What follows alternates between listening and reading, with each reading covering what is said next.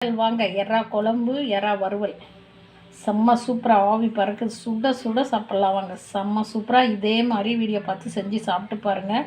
ரொம்ப ரொம்ப டேஸ்ட்டாக இருக்குது.